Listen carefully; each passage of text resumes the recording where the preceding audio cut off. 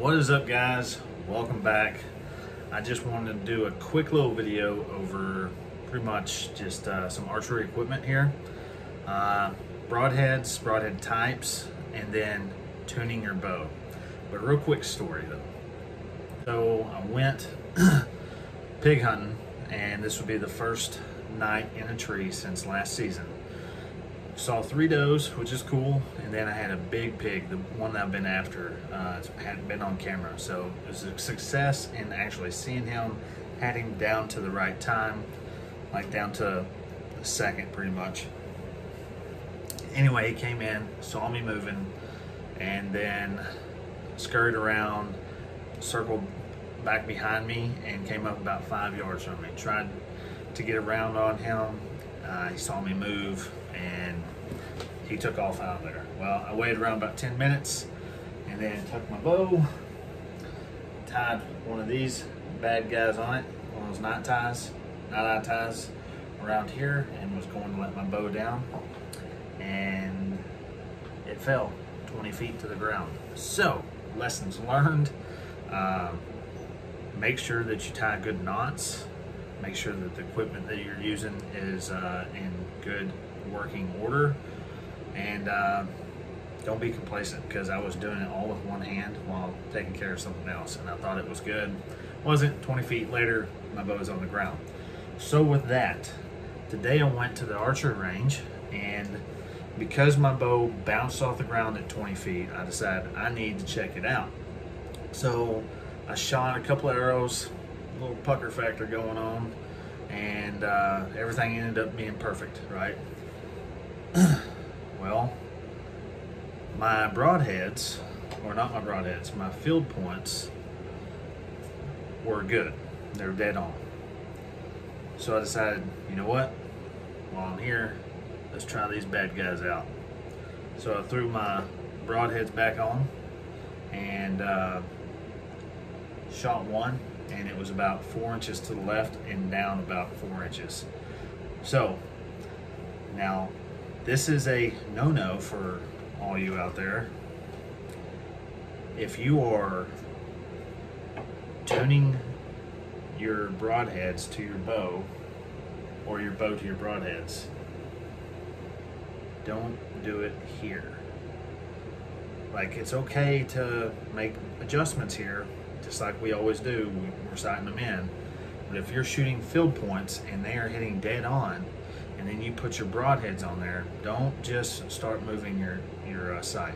It's very easy to do that, but sometimes it can make you go, like, I mean, I could bottom out on this thing and I can't use my broadheads, or I could go all the way left or right, you know, and it's just not going to work out. So the thing I did was I pulled back, got at the paper tuning station, and I started trying to shoot bullet holes through paper. If you've never paper tuned your bow, I highly recommend it. And there's tear charts out on the internet and whatnot, but I was getting a pretty high tear, so I ended up moving my rest. Basics on this is when you need to, when you're paper tuning, you follow the tear, right? So I went up on my rest, and then I started coming down with my knocking point, just a little bit, not a lot, just moved it down. I was able to loosen it up a little bit and move it down and tighten it back up. It took me about 15 arrows to get to what I considered good, like money, and getting a decent bullet hole. Then, next step, go back out, shoot your broadhead or your field point, shot it 20 yards, dead center, and then shot this, and they were touching.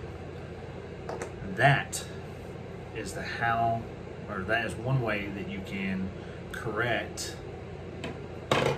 or tune your bow to your broadheads. There's several different ways you can do it.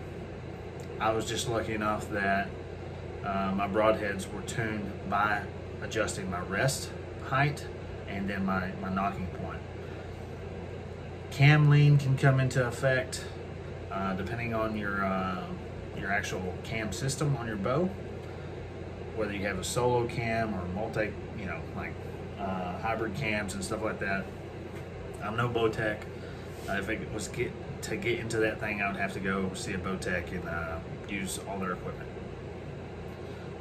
So there's several different things, but the easiest thing you can go do first is move your rest. And all right, so that is what I did for is tuning my bow and getting my broadheads whipped into shape. Now, for those of you out there that shoot, get this stuff out of my way, all these mechanical broadheads. I don't have anything against mechanical really, but I've got a Rage, I think this is a tri-pan, and this is a NAP double cross. I've shot Schwacker Rage tri-pans, the double cross by NAP. I've shot Grim Reapers, and out of all those, I would say the NAP double cross and then the Grim Reapers were the most deadly ones that I could get. And if I had to pick out of both of those, Grim Reapers to me was the way to go, in my opinion. But I switched from shooting those to strictly fixed blade. Why do I shoot fixed blade? Well, there's plenty of reasons out there. Hit a buck that would have been my buck of a lifetime at the time, and I hit him a little far forward in the shoulder, didn't get any penetration, didn't have that heavy of an arrow, and I didn't have that great of a broadhead. Not saying Rages are not great. For all you guys out there that are like, oh, Rage in the cage is the best thing ever. I don't like a Rage. They failed me 2 or 3 times. Plenty of people out there kill plenty of animals with them.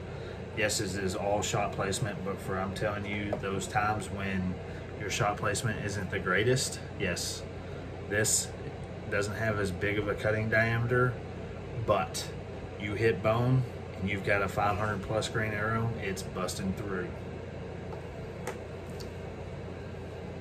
Depending on your poundage, feet per second, all that stuff.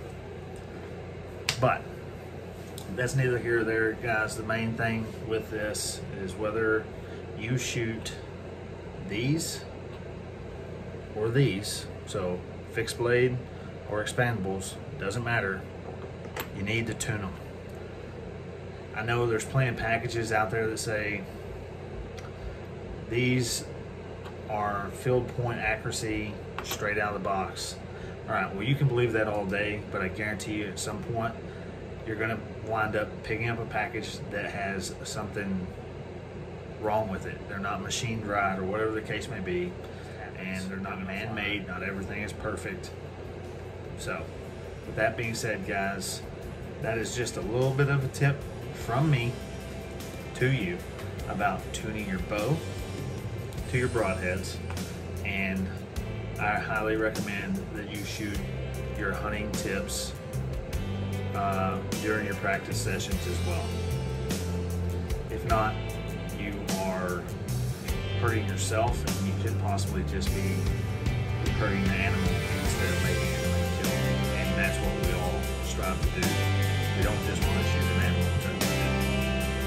Guys, that is it for me tonight. Hopefully this is a little bit of an informative video for you. Hope you enjoyed it, and that's Get Outdoors.